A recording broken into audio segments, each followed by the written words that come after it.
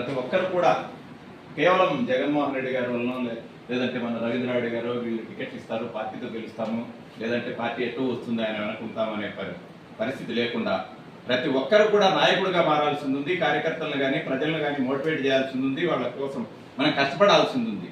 ప్రతి ఒక్కరు కూడా నాయకుడు అయినప్పుడు అప్పుడు పార్టీ బలోపేతం అవుతుంది.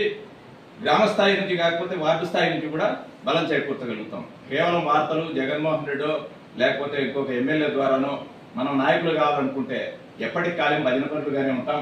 భజనలు సాధించాలనేది నా ఉద్దేశం.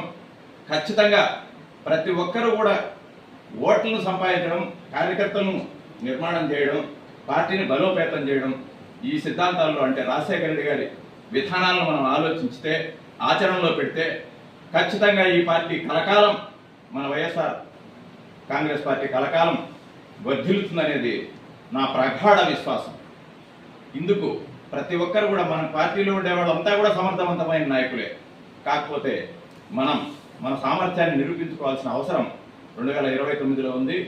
రేపు రాబోయే స్థానిక సంస్థల ఎన్నికల్లో అంతకంటే బలంగా ఉంటుంది. ఇప్పుడు ఒకప్పుడు ప్రజల అభిప్రాయాలు ఉండేటివి. ఇప్పుడు ప్రభుత్వాలు తమ గుప్పెట్లోకి అధికార యంత్రాంగాన్ని, పోలీసును, వ్యవస్థలను తీసుకొని పార్టీలను, ప్రజల్ని, నాయకుల్ని ఇబ్బందులు పెట్టే ఈ రోజులు వచ్చినాయి. కాబట్టి మనం కూడా మరింత ధీటుగా వాళ్ళకి సమాధానం చెప్పాల్సిన అవసరం ఉంది, పోరాడాల్సిన అవసరం ఉంది.